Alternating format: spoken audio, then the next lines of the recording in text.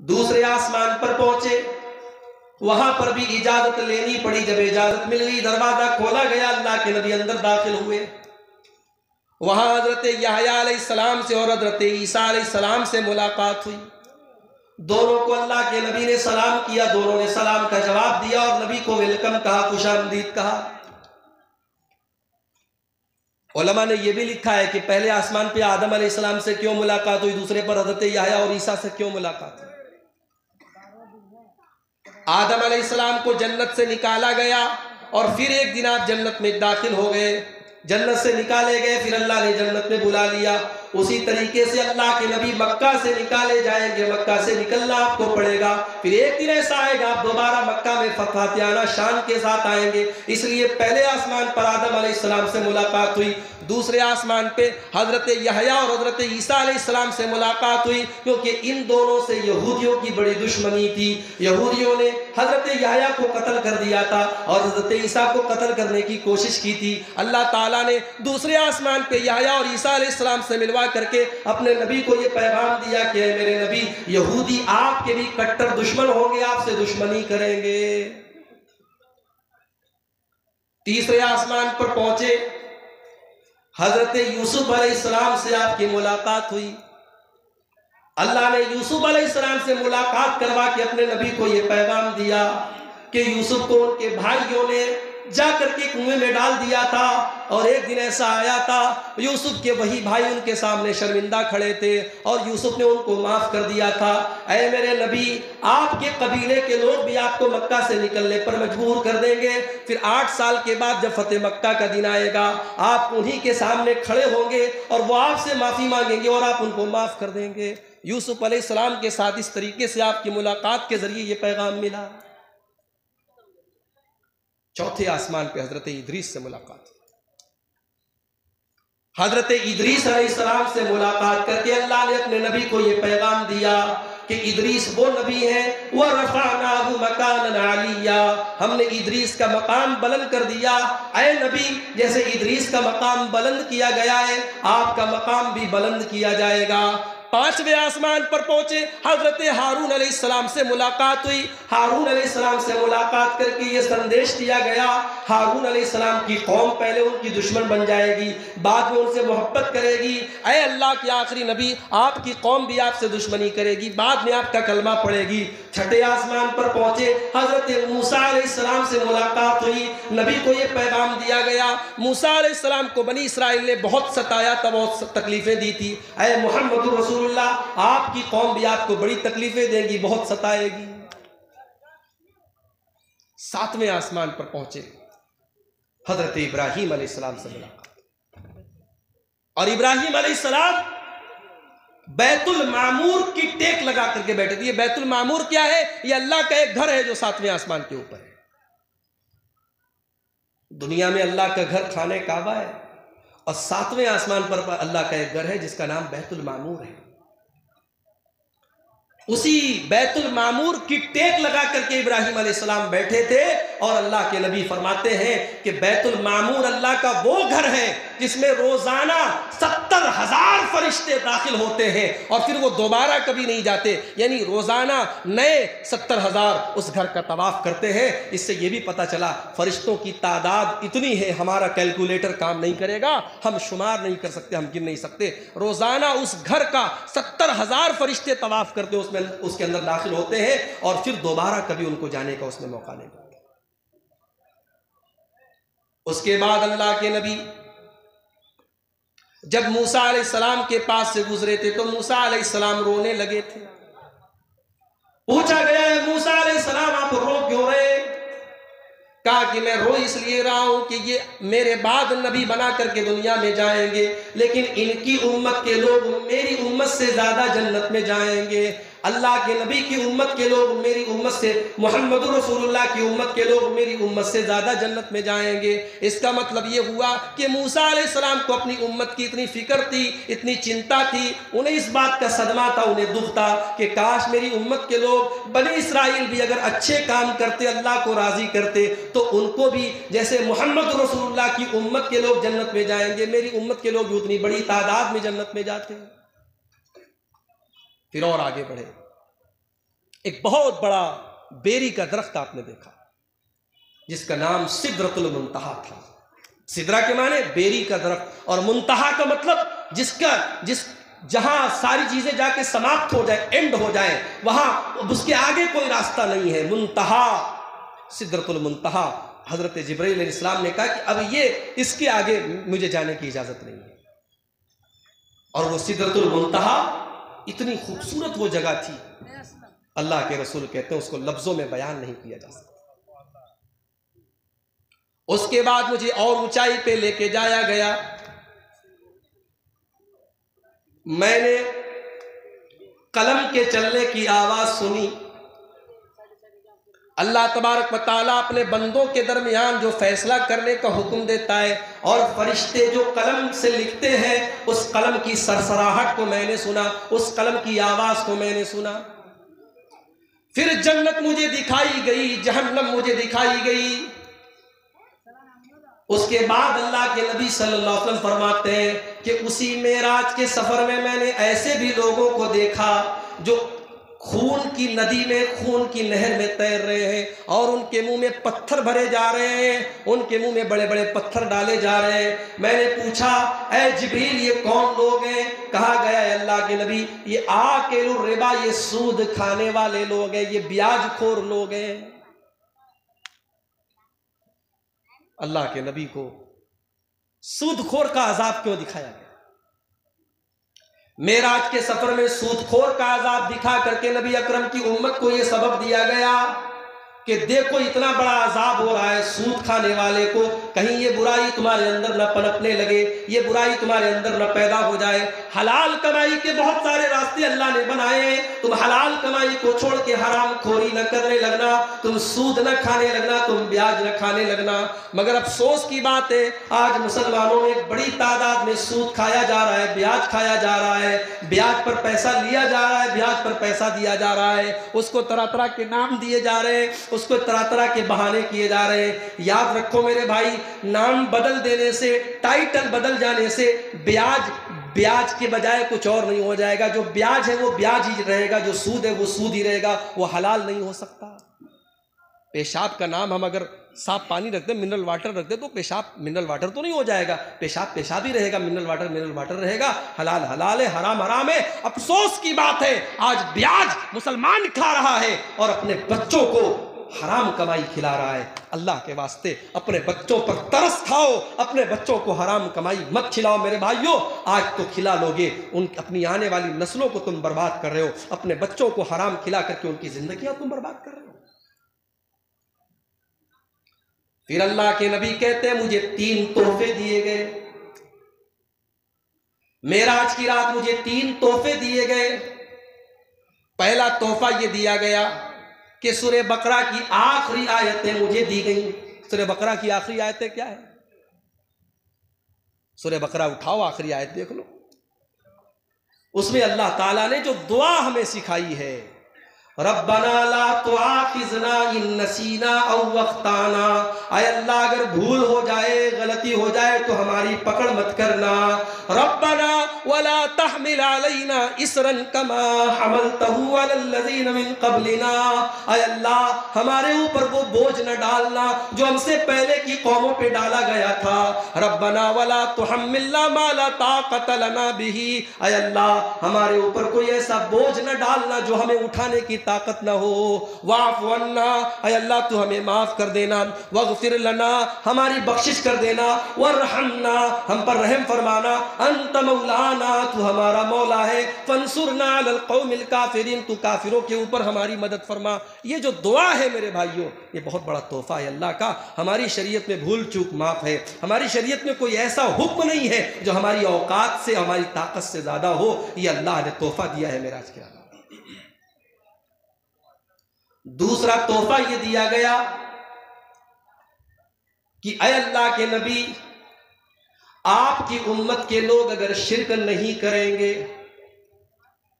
लिमन lump युशरिक बिल्लाह, अगर वो शिरक नहीं करेंगे, अल मुक़हमात, तो उनके बड़े बड़े गुनाहों को भी अल्लाह ताला माफ़ कर देगा। अल्लाह ताला बड़े बड़े गुनाहों की सज़ा दे करके भी माफ़ कर सकता है और बिना सज़ा दिए भी माफ़ कर सकता है, लेकिन शिर्क नहीं करेगी आपकी उम्मत तो वो ज़रूर उसकी माफ़ी की जाएगी, अल्लाह ज़रूर उसकी माफ़ी करेगा, उसकी बख्शिश करेगा। ये तोहफ़ा भी मेराज की रात दिया गया। और तीसरा तोहफ़ा ये दिया गया, 50 टाइम की नमाज आपके ऊपर फ़र्ज़ की गई। जब अल्लाह के नबी मेराज के सफ़र से वापस आने लगे और रास्ते में हज़रत ईसा अलैहिस्सलाम से आपकी मुलाकात हुई, मूसा अलैहिस्सलाम से, मूसा अलैहिस्सलाम ने पहला सवाल यही किया कि ऐ मोहम्मद, आपके रब ने आपको हुक्म क्या दिया? कहा कि 50 टाइम की नमाजों का हुक्म मुझे मिला। कहा अरे ये क्या कर रहे हैं आप? आपकी उम्मत नहीं पढ़ पाएगी 50 टाइम की नमाज। मैंने बहुत आजमाया है, बनी इसराइल को बहुत तजर्बा किया है, लोग 50 टाइम की नमाज नहीं पढ़ पाएंगे। आप जाइए अपने रब के पास और कहिए इसमें कमी की जाए। अल्लाह अकबर। हमारा नबी हमारे लिए अल्लाह के पास कमी कराने के लिए गया। भाई हमारे नबी को अगर खुद पढ़ना है तो 50 में मेरे नबी को तो कोई फर्क नहीं पड़ता। मेरे नबी तो रातों को इतनी लंबे क़याम करते थे कि मेरे नबी के पैर सूज जाते थे, वरम आ जाते थे। मेरे नबी को अपने साथ मसला नहीं था, मसला हमारे और आपके साथ था। हमारी और आपकी खैर खाही और भलाई में हमारे नबी गए और अल्लाह से उसमें कमी करने की गुजारिश की। 50 से 40 की गई। फिर वापस आए, मूसा अलैहिस्सलाम ने कहा ये भी ज्यादा है, नहीं पढ़ पाएगी, 40 में भी कमी कराइए। 40 से 30 की गई, 30 से 20 की गई, 20 से 10 की गई, 10 से 5 की गई। 5 वक्त की नमाजें भी जब अल्लाह के नबी लेकर के आए, मूसा अलैहिस्सलाम कहने लगे मैंने बनी इसराइल को आजमाया है, आपकी उम्मत 5 टाइम की नमाज भी नहीं पढ़ पाएगी, आप कम करवाइए। नबी अकरम ने फरमाया नहीं, अब मुझे शर्म आ रही है, अब इससे कम मैं नहीं करवाऊंगा। नबी अकरम ने कहा इससे कम मैं नहीं करवाऊंगा। उधर अल्लाह की तरफ से आवाज आई, अमदईतु फरीदती व खफ़फ़तु अन इबादी। ऐ नबी, हमने 5 टाइम की नमाज आपको दी है, लेकिन सवाब आपको पूरे 50 का मिलेगा। मैंने अपना हुक्म भी दे दिया और अपने बंदों के ऊपर आसानी भी कर दी। मगर मूसा अलैहिस्सलाम की बात तो सही निकली ना, 5 टाइम की भी कहां पढ़ पा रहे हम लोग। जलसे में हजारों आते हैं, मस्जिद में 10-20 आते हैं। दुनिया के कामों में हम इतने मगन हैं कि हमें हय्या अलस सलाह की कोई चिंता नहीं, कोई फिक्र नहीं। लॉकडाउन हो सकता है आपके गांव देहात में उसका असर उतना ना रहा हो। हमने तो बनारस में ईद की नमाज घर में पढ़ी, बकरीद की नमाज घर में पढ़ी, तरावी की नमाज घर में पढ़ी। 5 लोगों की इजाजत थी मस्जिद में, 5 लोग नमाज पढ़ते थे, बाकी लोग अजान की आवाज सुन रहे हैं लेकिन घर में नमाज पढ़ रहे हैं। दिल में एक दर्द पैदा हुआ है, अल्लाह ये दिन कब तक हम देखेंगे, तेरे घर के दरवाजे कब तक बंद रहेंगे अल्लाह। लॉकडाउन खत्म हो गया, मस्जिदें खुल गई, लेकिन हमारे दिलों की सख्ती में कोई कमी नहीं आई मेरे भाई। आज भी मस्जिदें तरस रही हैं नमाजियों के लिए। हम इतने गए गुजरे हैं कि 24 घंटे में 5 बार अपने रब के आगे सर झुकाने की भी हमें फुर्सत नहीं है। और हम दावा करते हैं, बड़े बड़े दावे करते हैं हमें नबी से मोहब्बत है। झूठा है हमारा दावा। अगर नबी से मोहब्बत होती तो नमाज से भी मोहब्बत होती। नमाज वो इबादत है जो आसमान पर फर्ज हुई, रोजा जमीन पर, ज़कात जमीन पर, हज जमीन पर, सारी इबादतें जमीन पर फर्ज हुई। नमाज इकलौती इबादत है जो आसमान पर फर्ज हुई। रोजा जिब्रील लेकर के आए, ज़कात जिब्रील लेकर के आए, हज का हुक्म जिब्रील लेकर के आए, मगर रोजे का हुक्म अल्लाह ताला ने डायरेक्ट अपने नबी को दिया है। गोया नमाज के जरिए बंदा डायरेक्ट अपने रब से बात करता है, बंदा डायरेक्ट अपने रब से ताल्लुक जोड़ता है। और इसीलिए अल्लाह के नबी फरमाते हैं जब बंदा सजदे में जाता है, अक़रब मा यकूनुल अब्दु मिन रब्बिही व हुवा साजिद, बंदा सजदे में अपने रब से सबसे ज्यादा करीब होता है। सजदे में जो दुआ की जाती है अल्लाह ताला जरूर कबूल करता है। तो नमाज की पाबंदी करो मेरे भाई, बिजनेस करो, नौकरी करो, लेकिन नमाज भी साथ में पढ़ो। अल्लाह तुमको बिजनेस नहीं रोकता है, रिजालुन ला तुल्हीहिम तिजारतुन वला बैउन अन ज़िक्रिल्लाह। मेरे नेक बंदे वो हैं, उनका कारोबार उनको नमाज से नहीं रोकता, उनकी तिजारत, उनकी नौकरी उनको नमाज से नहीं रोकती, वो नमाज की पाबंदी करते हैं। तो नबी को 5 टाइम की नमाज दी गई। एक और तोहफा दिया गया, और अब यही बात बयान करके मैं बात खत्म करूंगा इंशाअल्लाह। आए अल्लाह के नबी, आपकी उम्मत के लोग अगर किसी गुनाह के काम का, किसी गलत काम के करने का इरादा करेंगे और वो गुनाह का काम कर लेंगे तो उनको एक गुनाह उनका लिखा जाएगा अल्लाह ताला के यहाँ। लेकिन अगर गुनाह का काम करने का इरादा करके गुनाह नहीं करेंगे तो वो गुनाह नहीं लिखा जाएगा।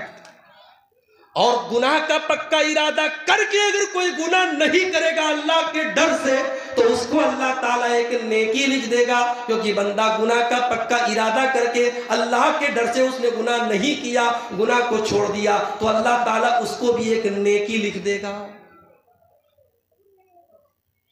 और अगर बंदा नेकी का इरादा कर ले, सिर्फ पक्का इरादा कर ले और किसी मजबूरी की वजह से वो नेकी न कर पाए, तब भी उसको एक नेकी का सवाब दिया जाएगा, और नेकी कर लेगा तो 10 नेकियों का सवाब दिया जाएगा। इशा की नमाज आपने पढ़ी, मोबाइल पे आपने अलार्म सेट कर दिया, मुझे रात में 2 बजे उठना है, तहज्जुद पढ़ना है। दिन भर के थके हारे थे आप, नींद आ गई आपको, फजर में नींद खुली आपकी, अफसोस हुआ अल्लाह, मैं तो मोबाइल पे अलार्म सेट करके सोया था, तैयारी करके सोया था, मेरी तो तहज्जुद चली गई, मेरी तो तहज्जुद मिस हो गई। अल्लाह ने अपने नबी के जरिए ये तोहफा दिया कि अगर आपने पक्का इरादा करके आप सोए और आपकी नींद नहीं खुल पाई, तब भी आपको एक बार तहज्जुद पढ़ने का सवाब मिलेगा। नेकी का पक्का इरादा तो करो। अल्लाह के नबी ग़ज़वे तबूक में गए, बहुत सारे सहाबा ग़ज़वे तबूक में जाने का इरादा कर रहे थे, लेकिन मजबूर थे, बीमार थे, किसी के पैर में चोट लगी है, कोई बीमार है, कोई बूढ़ा हो चुका है, वो नहीं जा पा रहा है। जब अल्लाह के नबी तबूक से वापस आने लगे, आपने अपने सहाबा से फरमाया, इन्न बिल मदीनति अक़वामन मा सिरतुम मसीरन व मा क़तअतुम वादियन इल्ला कानू माकुम। ओ लोगो, मदीना के अंदर कुछ लोग ऐसे भी हैं, तुम जहां जहां जा रहे हो वो तुम्हारे साथ साथ जा रहे हैं, लेकिन वो मदीना के अंदर है, जितना सवाब तुमको मिल रहा है उतना सवाब उनको मिल रहा है। सहाबा ने कहा, अल्लाह के नबी अजीब बात है, हमारे साथ उनको भी सवाब मिल रहा है जबकि वो मदीना में है। नबी अकरम ने फरमाया, हाँ, हबसहुमुल उज़्रु, वो मजबूरी की वजह से मदीना में है, उनका पूरा इरादा तुम्हारे साथ आने का था, इसलिए सवाब उनको भी मिलेगा। नेकी का इरादा, अल्लाह कितना, हमारा रब कितना गफूर रहीम है, कितना करीम है, कितना देने वाला है। हमारे जैसे बदनसीब है, हमारा रब दे रहा है, हम लेने को तैयार नहीं है। हमारा रब तो नेकी के इरादे पर भी नेकी का सवाब देता है। वो दिल देखता है मेरे भाई, वो चेहरे नहीं देखता है। आज हमारी सारी मेहनत चेहरे पर हो रही है। लड़कियां कहीं जाने वाली होती हैं, औरतें तो आधा घंटा मेकअप करती हैं, 10 तरीके की क्रीम लगाती हैं, फाउंडेशन लगाती हैं, पाउडर लगाती हैं, मस्कारा, चस्कारा, चटकारा, पता नहीं क्या क्या लगाती हैं। हमारे मर्द हजरात भी माशाल्लाह फेस वाश से मुंह धुलते हैं, और जो है पहले तो फेयर एंड लवली आती थी, अब फेयर एंड हैंडसम आ रही है, और कौन कौन सी हैंडसम और स्मार्ट बनाने वाली क्रीमें आ रही हैं। मेरे भाई, बिलाल तो कोई हैंडसम नहीं थे ना, काले थे बिलाल, मगर हजरत अबू बकर बिलाल को सैयदना कहते थे, मेरे आका, बिलाल को अपना आका कहते थे। बिलाल काले हैं, कलूटे हैं, शक्ल सूरत बहुत अच्छी नहीं है, लेकिन दिल बड़ा अच्छा है। मेरे भाइयों, उस दिल की जरूरत है। आज अल्लाह उस दिल को देखता है। आज हमारी मेहनत दिल पर नहीं हो रही, चेहरे पर हो रही। हम लोगों की हैसियत उसके चेहरे और कपड़े से देखते हैं। अल्लाह के नबी फरमाते हैं, सही मुस्लिम की रिवायत है, कितने ऐसे अल्लाह के बंदे हैं, फटे हाल है, कपड़े परागंदा, बाल परागंदा, कपड़ों में धूल लगी है, किसी के दरवाजे पे जाए लोग धक्के देके निकाल दे, लेकिन अल्लाह की नज़र में उनकी वैल्यू इतनी है, उनका मकाम इतना है। लौ अक़सम अलल्लाहि ला बर्रहू, अगर वो अल्लाह की कसम खा के कोई बात कह दे, अल्लाह उनकी बात को खाली नहीं जाने देता, अल्लाह उनकी बात को ज़रूर पूरा करता है। तो दिल को खूबसूरत बनाओ मेरे भाई, दिल को बेहतर बनाओ, ईमान को मजबूत करो। मेराज के सफर से जब अल्लाह के नबी वापस आए, सुबह अपने सब लोगों को बात बताई कि मेरे साथ ऐसा ऐसा हुआ। अबू जहल खड़ा हुआ, कहा अच्छा बैतुल मुकद्दस गए हो, रात में गए, रात में वापस चले आए, हमें बेवकूफ समझाए।